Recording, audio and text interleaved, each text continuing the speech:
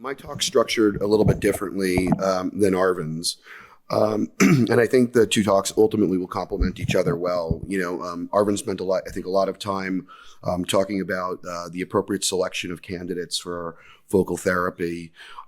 And I think, many of those same principles apply, whether it's HIFU or cryo. Spent a lot of time talking about sort of the functional benefits of HIFU, and I think a lot of those same principles apply for cryotherapy.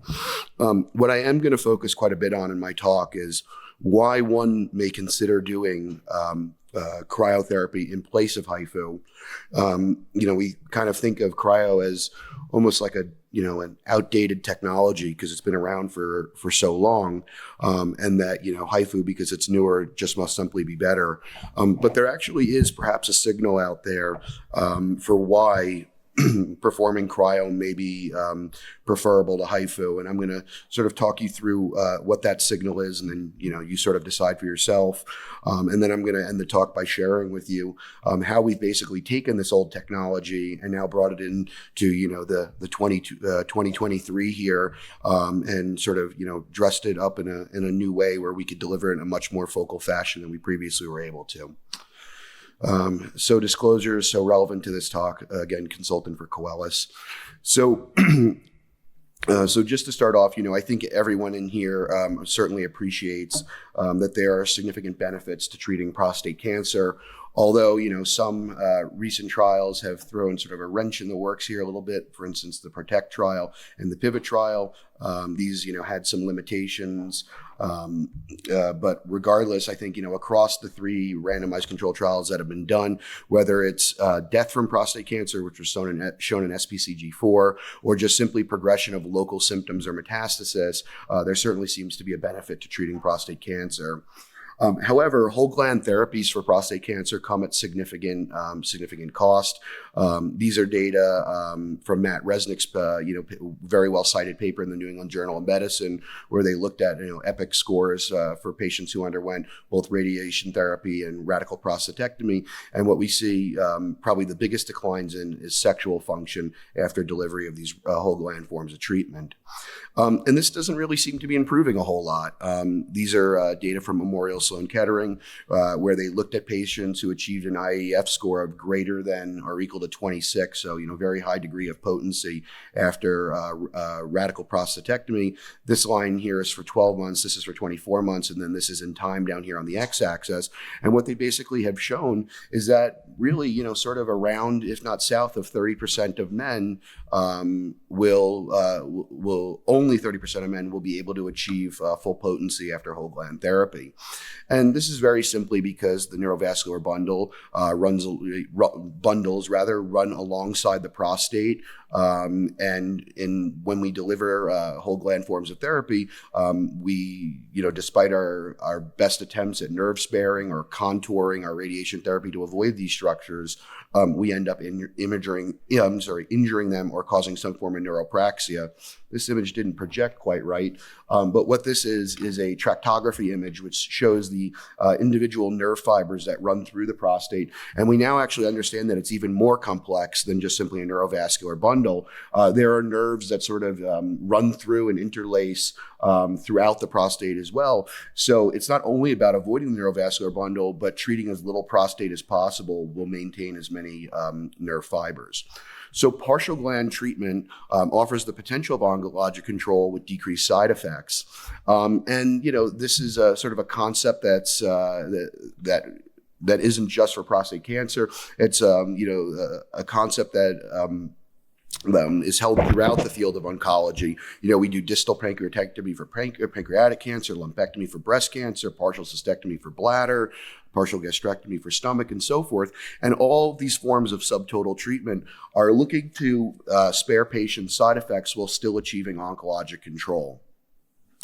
Just some definitions, because I think probably between Arvin's talk and what you'll hear in mine is a lot of these terms sort of used. I know that both of us are quite purposeful when we use them, but oftentimes folks sort of interchange them. So just to be very clear, when I use certain terms throughout my talk, what I'm actually meaning. So ablation is in situ destruction of tissue, and this is typically achieved with some form of thermal energy delivery, whether it's freezing the prostate or burning it, heating it up with high intensity focused ultrasound. Whole gland obviously refers to treating the whole gland. Partial or subtotal. This to me is sort of the umbrella term for all different forms of non-whole gland therapy, where we're doing our best to spare at least one neurovascular bundle. Focal therapy to me is an image-guided procedure where we're treating one or more small targeted volume within the prostate. And typically what we're treating is less than 25%. Otherwise, we would call that a quadrant ablation. And salvage is ablation, which is performed following radiation therapy or another ablative therapy. What I'm focusing on here in my talk today is just simply primary prostate cancer treatment. Salvage treatment is a whole other talk unto itself. Within the partial or subtotal ablation, we have some sort of templates that we commonly see, and I'll show you some data with some of these templates. This is a hemigland ablation where half of the prostate is treated. This is a hockey stick ablation where 3/4 of the prostate is treated.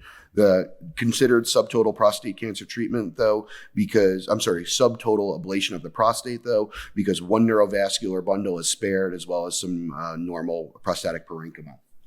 So, in terms of ablating prostate cancer, I think most of us think of it as simply, there's 1,000 ways to skin a cat, and I could just choose any one that I like, and I'll achieve the same results. And that may not actually be true. I do like these two methods, and they, based on the cartoons, seem to be equally effective. Here they're vacuuming off the cat's skin, and here they're scaring it out of its skin. Maybe not so, though, with ablation devices. These images, though, do give you the sense like this may be true.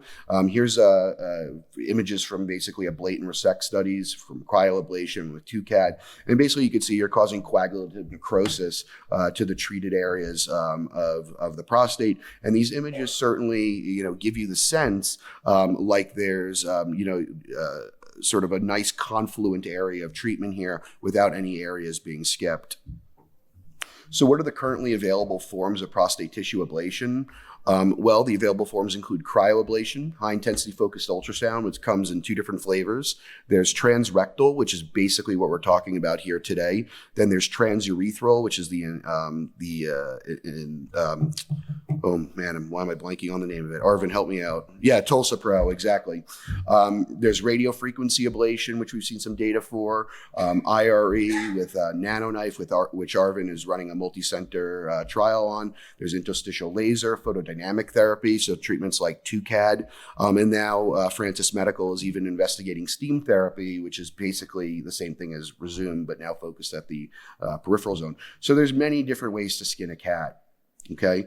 But what I hope to now sort of tell you the story of is why it may not be the case that, one is a vacuum cleaner and the other is a ghost scaring the prostate out of, the prostate cancer out of a man's body. There may actually be some real differences here. So the two most commonly formed technologies that we actually have data on is cryo and HIFU, and that's what I'll focus on now. So as Arvin talked about, there's essentially two transrectal HIFU systems that are on the market. There's the Sonablate system, which is made by Sonicare, who are very kind supporters of this meeting. And you could learn more about their technology at their booth. And then there's also Ablatherm, which is largely now performed, there's EDAP, which is now largely performed with the Focal One system. But previously there was a system known as Ablatherm, which there may be sort of, some systems still out there in the wild that folks are using. But mostly what we're talking about is Focal One.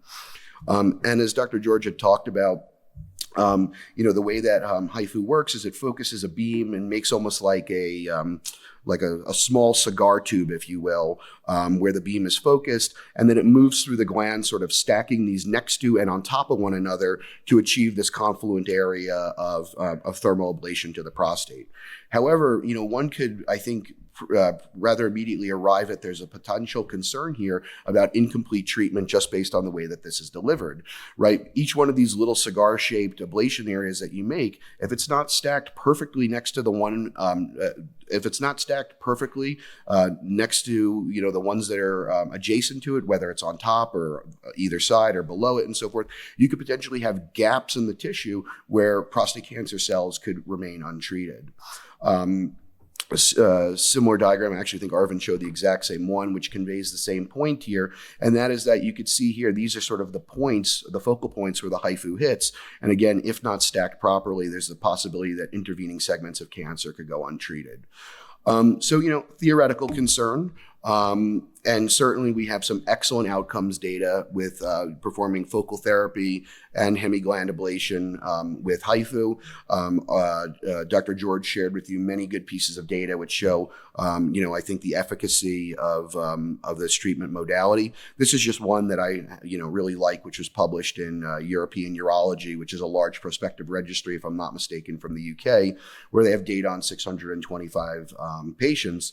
And they use this composite definition of failure, which is avoidance of local salvage therapies, need for systemic therapy, metastasis, or prostate cancer specific mortality. And when they look out at 5 years, excluding those patients with high risk or very high risk disease who really didn't do so great, if we're just looking at low risk or intermediate risk men, looking out to 5 years or longer, you could expect that north of 80% of patients or around 80% of patients are going to remain free from any of these events here. And most of the events that occur is just simply, salvage therapy. Barely any of these patients are developing, metastasis or dying of their prostate cancer and so forth.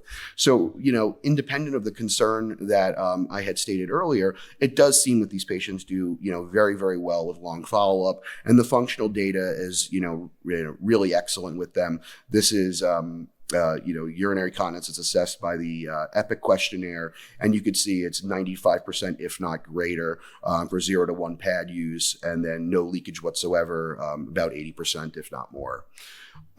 However, this is, when using that sort of composite definition, right? And we all know, in particular, with the, this is really highlighted with the recent publication of the PROTECT trial, that it could take, 20 years, if not more, for men to experience events from prostate cancer. So is it really appropriate to be looking at 5-year data, 7-year data, and so forth, and saying that we've been successful with HIFU?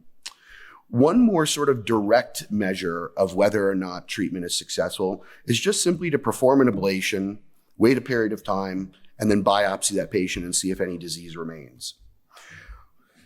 That patient who may have disease that's left behind, sure, they may get to 7-8 years without developing metastatic disease, but it is conceivable that they remain at risk of their prostate cancer progression 15-20 years down the line.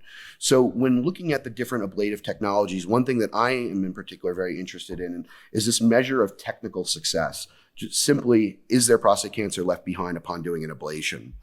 And these are some data that really caught my attention, I think others in the field attention, that comes from Dan Eberle's group in University of Zurich in Switzerland, where he took men, performed template mapping biopsies prior to focal one, HIFU with focal one. He then proceeded to ablate them and then performed template mapping biopsies once again. And what he found is that about 30% of patients will have residual prostate cancer located within the ablated zone. Now, it's important to note that in this data here that looked at this composite endpoint that perhaps is being looked at too early, not every patient underwent a biopsy. Only 35.5% of men underwent what they call a for-cause biopsy. And so the infield failure rate looks pretty good here, only about 20%. But it's because you're only biopsying a subset of patients. If you biopsy everyone the way Dr. Eberle did, with HIFU, it appears that the infield failure rate could be higher, somewhere in the range of 30%. So these are data from a recent systematic review that one of my fellows at Mount Sinai had performed, where we took just prospective data in the literature, so not registry data, not retrospective stuff, patients who were actually enrolled in a protocol looking at an ablative therapy and had protocol mandated biopsies performed after the treatment. And then we looked to see what was the infield failure rate across all of these studies, a measure of technical success. And so these are all the studies that met those inclusion criteria. And if we look at if we look at any grade prostate cancer or just clinically significant prostate cancer, we have the data presented here. And so the rate of finding residual cancer across all these studies is 28.7%. And for grade group 2 or higher prostate cancer, it's 11.7%. I would say, though, take this data, this particular column, with a grain of salt, because there was a significant number of patients throughout these studies who had grade group 1 prostate cancer who had an ablation. And so you probably wouldn't expect those folks anyway to have grade group 2 in their ablation zone. But really, as far as any grade cancer is concerned, it could be as high as 29%. Does a similar concern exist with TULSA-PRO, where you're performing transurethral HIFU, and sort of the way in which the energy is delivered is a bit different? Well, it actually turns out the result is almost exactly the same. Here is the baseline biopsy results for people who were enrolled in the trial that was recently published in Journal Urology that gained FDA approval for TULSA-PRO. And you could see here, this is the 12-month biopsy result for those patients. And over 35% of them had residual prostate cancer in the ablated area. Yes, it seems like the majority of them were either low volume or high volume grade group 1, but still a reasonable percentage, up to 15%, had grade group 2 disease. And while, yes, maybe 5 years from now, 7 years from now, these patients' cancer wouldn't have metastasized, if we wait 20 years, is it possible this is going to cause a problem? It very well may be. So it's because of this theoretical concern that I personally have gravitated towards cryotherapy in place of high-intensity focused ultrasound. And that's because when you perform cryotherapy, you could gain confluence in terms of the energy deposition that just simply isn't possible with HIFU, because what we're doing is basically taking 2 or 3 ice balls and putting them together, rather than dozens or 100 or so of these little tiny cigar-shaped ablation zones. And so logically, in my mind, or at least I think it's logical, I would expect to see a lower in-field failure rate because of the confluence of the ice that's formed here. So, and this is just, sort of an example of this sort of confluence that I'm talking about. Here's a case using the BK fusion system where I performed a subtotal ablation of this red zone right here. This purple, tan, and blue. These are the -40 isotherms for 3 different cryo probes that were placed. And then this is the confluence of -20 around it. And then here's a post-ablation MRI where you could see, everything within these 3 cryo probes was clearly treated. And we biopsied this case at a year and found no residual disease. So how does cryotherapy work? Well, it's ablation of tissue using very cold temperatures, -20 to -40. It exerts its effects through the rapid cooling of the cells, which leads to cellular dehydration and swelling, causing cytolysis. And then you also get microthrombus formation, which causes ischemic necrosis. One cycle at -40 degrees for as little as 3 minutes is sufficient to cause ablation. However, in practice, we typically do 2 cycles of making these ice balls to ensure complete kill. It's FDA cleared specifically for the treatment of prostate cancer using the 4th generation devices is the most common way now with a urethral warmer. Cryo got a bad rap for a while because of urethral sloughing and stricture formation. That was in the era prior to urethral warmers. Now we, universally use urethral warmers, and those issues have sort of gone away. It's covered by CMS and most private insurers, and probably most in the audience know that when HIFU first came about, it was really a fight to get these procedures paid for. We didn't have a CPT code until recently, as Arvind talked about. With cryo, we, at least in the time I've been doing it, this has not been an issue whatsoever. So there are currently 2 available systems for performing cryotherapy of the prostate. The first is now owned by Boston Scientific. It was formerly the Galil system, which uses these ice rods, ice spheres, and ice seeds to achieve different size ice balls. The one that I use in my practice, though, is the EndoCare system, which makes use of what's known as a V-probe. What's nice about the V-probe is on one probe, you could slide this up and down and achieve different size ice balls so that you could, really sculpt by placing, the probes, in different locations relative to one another, really be able to sculpt where the ice is going to go by modulating, how large the ice balls are going to be. And in the hands-on session, we're going to have access to the V-probe. So just like HIFU, I think we have very good data to support focal cryoablation, at least when we use these composite definitions of success. I won't belabor the point or dive into the nitty gritty of these small numbers on here, but suffice it to say it's north of 80% for men with intermediate risk disease when you look out 36 months, 5 years, et cetera, for freedom from, systemic therapy, metastasis, free survival, or transition to, a salvage whole gland treatment. And it's the same whether it's, HIFU or cryo when you look at those data. Just like the Kaplan-Meier curves that Arvind had shared with us, these are data for hemigland ablation, but with cryo, and you could see that at least in men with low risk or intermediate risk disease, they do pretty well out to 5 years here, and you could use various definitions for defining success. So, as part of that meta-analysis and systematic review that we performed, we separately looked at patients who underwent cryotherapy and in a protocol mandated fashion underwent biopsy of the ablation zone.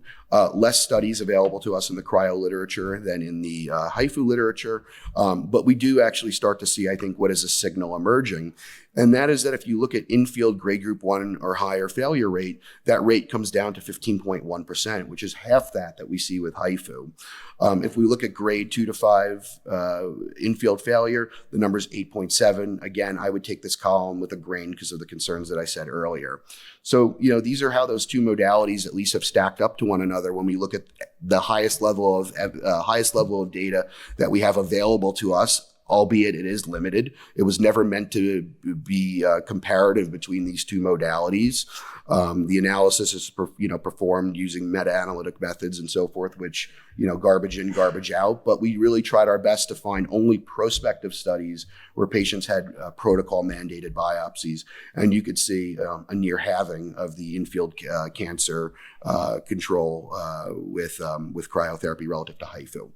Well, that's great, but if cryo achieves worse functional outcomes, then perhaps this is just a game of balance in terms of oncologic control and side effects. Well, it seems, however, that functional outcomes with cryo don't really seem to be compromised much as compared to HIFU. These are data looking at hemigland ablation. So the results should only get better as you move to focal therapy. And with hemigland ablation, they found that 73% of patients, at least in this study, who underwent hemigland ablation were able to achieve erections firm enough for intercourse. And that was defined as a 3 or more on question 2 of the IIEF.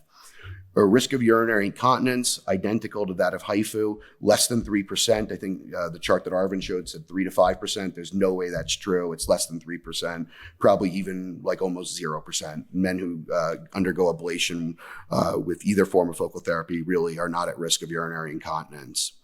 There are some other complications which are worth covering when we talk about cryoablation. Firstly, there's the risk of rectal fistula formation. This rate, though, approaches 0 in the primary treatment of prostate in the primary treatment setting. I would say, looking at the literature at most, it's about 0.1%. In this particular study, which included about 200 patients, it was 0%. This is really a concern in the salvage setting. We do, though, see other complications more commonly, and those include things like urinary retention, urinary tract infections. Patients could experience penile numbness or penoscrotal swelling, and I would say this is really sort of the biggest side effect that I have to contend with in the first 6 months after treatment of patients. And here they said it was roughly 10%, and I think that's probably fair, maybe even a little bit higher. Osteomyelitis is also another real consideration. If you're doing an anterior ablation, and about 1% of patients will experience that. So there is also, though, this sort of neat benefit of performing cryotherapy, which, correct me if I'm wrong, I do not believe you see with HIFU, and that is that men who have pre-existing lower urinary tract symptoms, so LUTS from BPH, because of the ablation, actually see pretty regularly significant improvement in their IPSS scores when they undergo cryotherapy. And when I'm counseling patients about simply choosing, do they want radiation, radical prostatectomy, or ablation in general? Sometimes if someone has very, very bad LUTs at baseline, and I think that they could otherwise undergo subtotal prostate ablation, I try to steer them towards cryo because of these data. I mean, you could basically cure some of these patients of their LUTs when you perform this. So it's a really nice benefit. So how do I perform cryoablation? Well, I do it using the Coelis Trinity system with 3D ultrasound guidance. I'm going to just show you a quick video of what that looks like. And then in the hands-on session, you'll get to learn more about this. But when I first learned cryoablation in around 2015, 2016, when I was finishing up my training, all we had was ultrasound guidance, and we would cognitively place the needles and hope that we were treating the prostate cancer. Well, now that we have all these fancy fusion systems, which were originally designed for biopsy, many of the companies, Coelis included, and BK and also Euronav now, have since modified those same systems, which allow you to guide a biopsy needle, to guide cryotherapy probes and project onto the screen where the isotherms emerging from those needles will be to help you better plan your cryotherapy. So I'm going to show you some images of what that looks like when you use the Coelis Trinity system for that. And this software is now commercially available for the last year. So basically I start with performing 3D contouring of the prostate and the lesion itself. Then you go ahead and do a 3D ultrasound acquisition of the gland intraoperatively. And then a fusion step occurs between the segmented MRI and now the segmented ultrasound, which I'm performing here. So, very similar to what you would normally do when you perform just a prostate biopsy.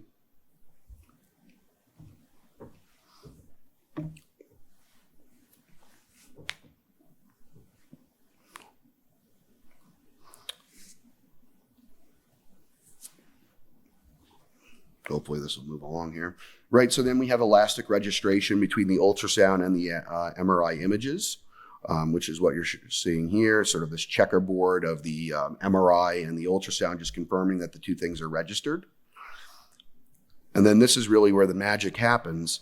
So now on the Coelis Trinity, they project onto the screen this grid, and you could click the different holes on the grid and select your V-probe lengths, and now it projects onto the 3D reference volume here what your ice balls will actually look like in 3D space. So here I'm placing 2 cryo probes to treat this anteriorly located lesion, and then using the software, I'll sort of manipulate which hole I want to put it in, so that I can ensure minus 40 degree coverage of this lesion. And you can see here I'm just sort of adjusting it, and you can do that in all 3 planes. Let me just move it along here. Okay, so now that that's been done, under live ultrasound guidance, I'm placing the cryo needle into the exact spot which I previously planned using the 3D ultrasound technology. I simply place that needle there. Then I do it again for the other probe. And then we run the cryo system just like normal, and with a much greater degree of confidence than we ever had previously when performing these cases, we can now, ensure that we're actually successfully performing, a subtotal ablation of the prostate, taking out all the guesswork from it. And so, none of the papers that I showed earlier incorporated technology like this. Those were all done really with just sort of cognitive guidance. My thought is that perhaps we could have even lower infield failure rates once we start routinely using technologies like this that ensures we're having, adequate ice deposition into the areas of concern. So just to click ahead for a moment here. So you can see now as the case goes on, you see the ice enveloping the exact area that I wanted to during my treatment. Okay. So done this now with maybe 25 cases or so. This is just the first dozen that I did. And you could see very nice declines in PSA level following treatment. I did, of the 12, had 2 infield failures, both of which were, 2 infield failures, both of which were only grade group 1. So in conclusion, there's growing interest in the use of subtotal partial treatment for prostate cancer. Ablative therapies offer the potential benefits of treatment while minimizing side effects. A number of approaches have been developed, but most widely tested have been cryo followed by HIFU. While I think the the data, at least based on these composite endpoints, seems pretty good at, in the 5-year range for both of these technologies. To me, concerns still exist about infield failures and what the future has in store for those patients looking 15, 20 years down the line, in particular with HIFU. Cryotherapy likely minimizes this due to the more confluent nature of the treatment, but this may come at the cost of worse functional outcomes. We don't have direct head-to-head comparisons of the modalities, but at least by the data that I've shown you, it looks pretty good for cryo in general. Newer fusion systems, in particular use of 3D ultrasound guidance, can potentially improve the outcomes of subtotal prostate ablation even further with cryotherapy by ensuring that we're depositing ice in the areas we intend to. And so with that, I'd like to again say, thank you to Dr. Stone, Dr. Stock for inviting me to this year's meeting. And I look forward to seeing everyone at the hands-on session where we could discuss these technologies further.